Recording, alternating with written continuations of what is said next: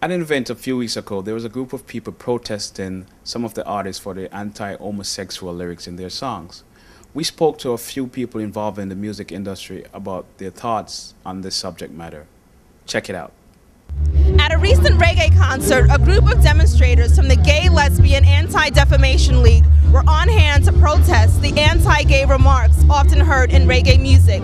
We spoke to some performers tonight to get their reactions regarding censorship. We're talking with Pat McKay, a radio personality and programmer throughout the city. Pat, you may not be aware, but last week at Reggae Carafest, there was a protest going on, pretty much wanting to ban the concert because of the homosexuality, anti-homosexuality nuances in reggae music. Pretty much, how do you feel about censorship? I don't think that art should be censored ever. And it's interesting to me that the faces that are attached to this drive aren't so as exposed as their targets. But when you really check it, it's a strange happenstance that the good Lord painted them a different color. So is that an accident, or does that have something to do with it? So that's one issue. This issue raises more questions than answers. So you have that issue. Also, their unfamiliarity with our culture, which has always talked about murder, and no one dies.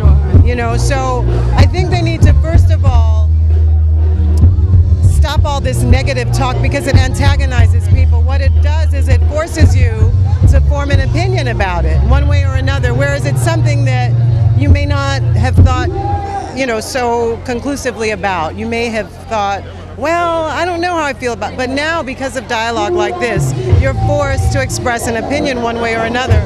And I'll never be in favor of censorship. I do think that because the world was made round, things go in a cycle. So if people are finding that the lyrics are negative now, they'll become positive again. It's just a matter of time. Well, as I'm saying, you know, it's supposed to be a free world. It's supposed to be a free country. So when it comes to people expressing themselves, people can do it, you know, at will. You know, the unfortunate thing is that they've been isolating reggae for a long time, you know, with this homophobia kind of scenario. And there's been one or two other musical genres that feel the same way. So that's my qualm about the whole thing. You know, I remember a few years ago when Eminem made his remarks about homosexuality, and that was solved when he got teamed up with Elton John. But, you know, I'm kind of tired of the double standards when it comes to reggae being victimized by such ism, basically. We're talking with legendary reggae artist Luciano. Luciano, can you talk to us a little bit about how you feel regarding censorship? Last week, some protesters wanted to ban Reggae Carafest because of the homosexual nuances that are often heard in music, negative homosexual nuances. What are your thoughts regarding censorship?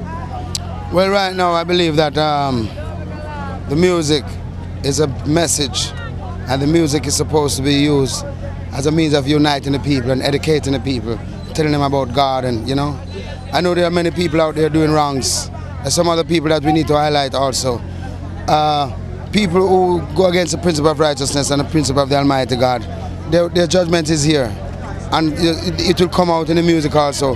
You can't escape, because the word is what is going to judge these people. If you go into court, it's what you say that goes against you. So right now, the judgment that they're getting, what you call it, sodomites and so on getting right now, is as a result of the wrath of God spilling out. Because you have to remember, you know, we, well, as artists, we can try and do our little thing, but the Almighty Jah really has done so much great works on the face of the earth that even in the days of Sodom and Gomorrah, remember that, burn it out and tell all that to run, leave that. So we know that the Almighty will judge them. Ultimately, the Almighty is the judge of all human beings.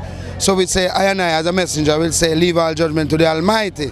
Let us use the music to educate our people and generate love and righteousness throughout the face of the earth. That's what I stand for. The message is about love, peace and righteousness. A little over 10 years ago, Buju Banton came out with a song titled Boom Bye Bye.